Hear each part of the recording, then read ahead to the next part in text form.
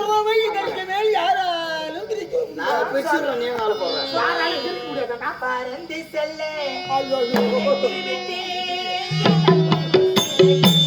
சிறகில்லாதப்ப ஏன் பறக்க போறேன்?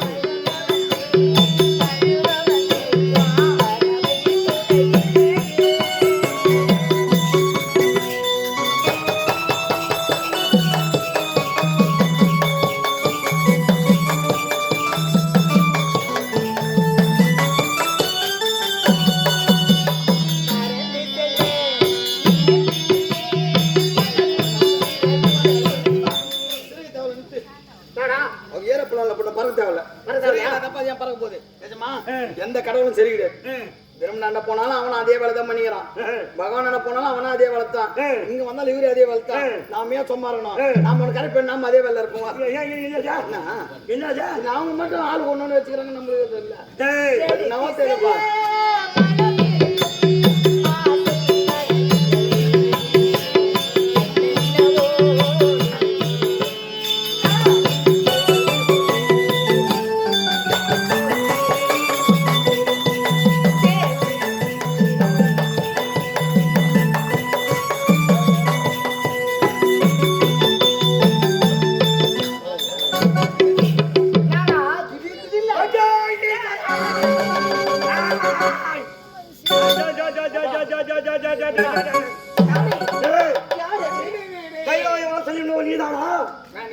உமா பார்வதி என்பவன் நீதானா?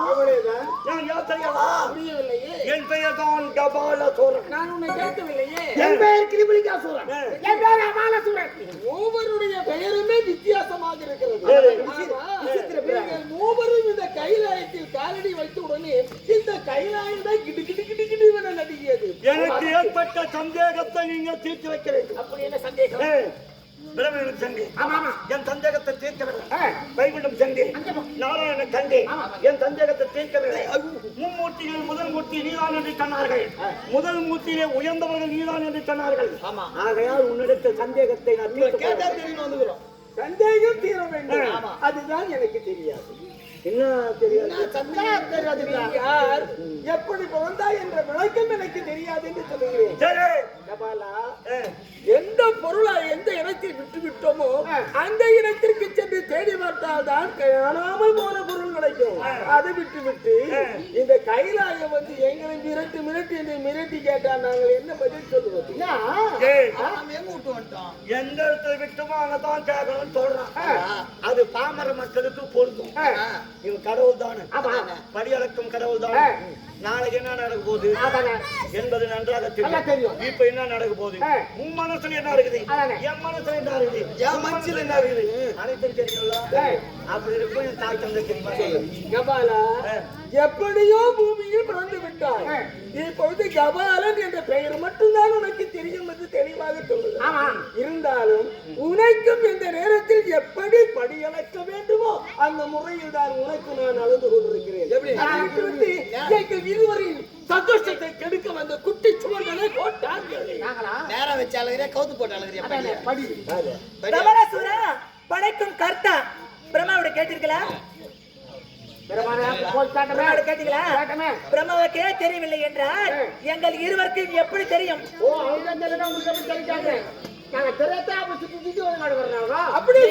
போனாலும் சரி, உங்கள் பிறப்பு ரகசியம் யாருக்குமே தெரியாது. தெரியாது தெரியாது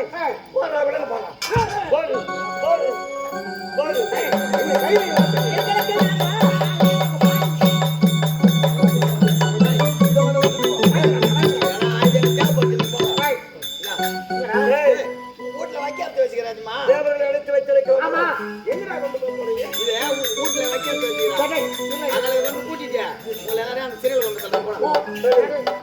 போடா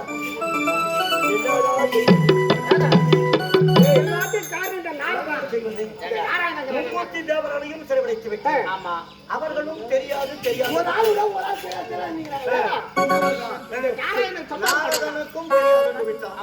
அவனும் தீழ்வாக செஞ்சாரு. கழக பிரிய அவருக்கு தெரியாதது எல்லாமே சிறையில் அடிச்சு வச்சுக்கிறோம். புரியுதா? அவங்க என்னதான் மண்டலம் நம்ம பார்க்க போறோம்.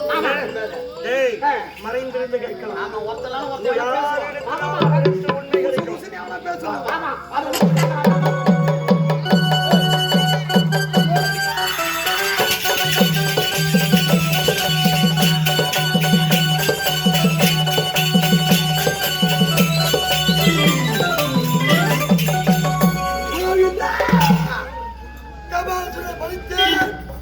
சாட்டை கொண்டு வேட்டியெல்லாம் மும்மூர்த்திகளும் அப்போதுமோ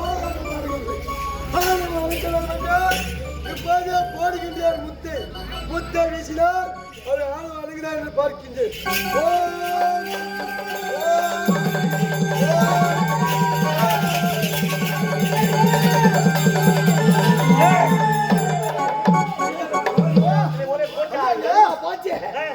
இந்த மும்மூர்த்தி தேவரும் மும்மூர்த்தி தேவையா இருக்கா ஏன்னா முத்து போட்டுக்கிறாங்க முத்து நம்ம உடல் போல எரியுதா இதுக்கப்புறம் முத்து போட்டு நம்ம நாட்டுல வச்சுக்க கூடாது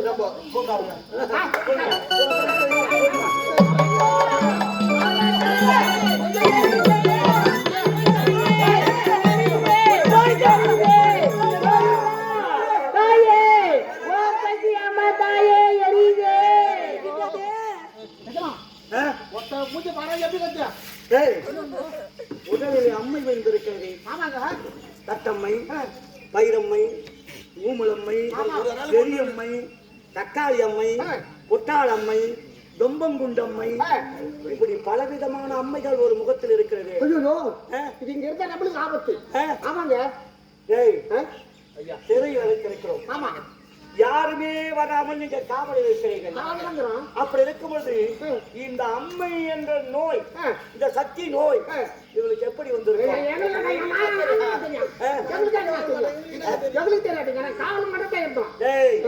அவர்கள் இந்த கூடாரத்தில் இருந்தார் அம்மை என்பது ஒரு பெரிய நோய் அந்த நோய் நம்மையும் பற்றிக் கொள்ளும் அவங்க வெளியே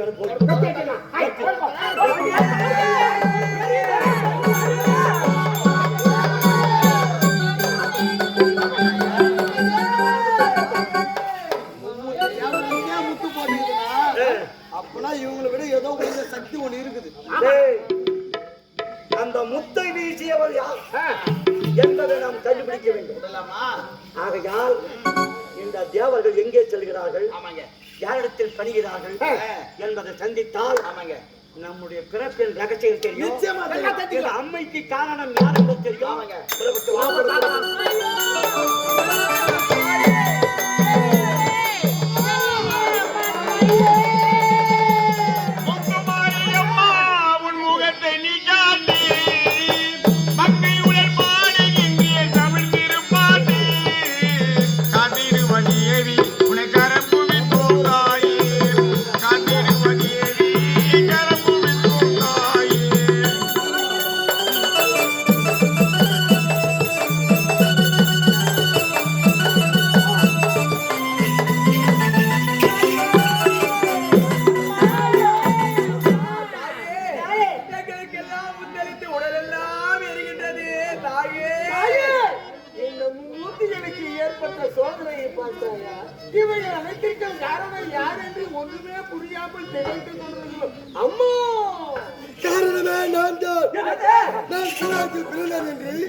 நீங்கள் அனைவரும் மும்மூர்த்திகளும் ஏராளமாக கேவலமாக என்னை பற்றி பேசுறீர்கள். ஆகையால் உங்களை ஆணவத்தை அடக்க வேண்டும் என்று உங்களுக்கு பார்த்தே நானே முத்து.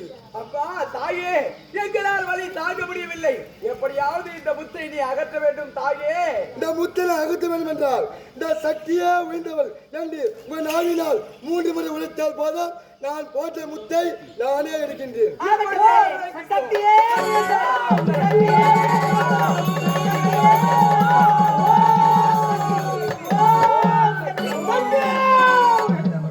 எப்போது உங்கள் நாவினால் சக்தியே உயர்ந்தவள் எப்போது சொன்னீங்களோ அப்போது நான் போட்ட முத்தை நான் நாமளே எடுக்கின்றேன்.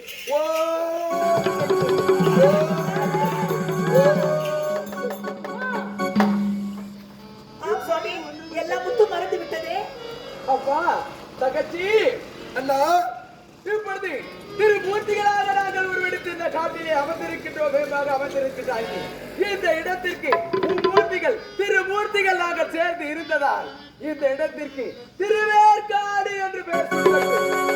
இந்த திருவேற்காட்டிலே நீ அம்மனாக அவதரித்து கருமாறி அம்மனாக இருக்கிறாய். கருமறை அம்மனாக அவதரித்து இங்கு வரும் பக்தர்களுக்கு காட்சி அளித்து அவர்கள் குறையெல்லாம் தீர்ப்பாய் நீ.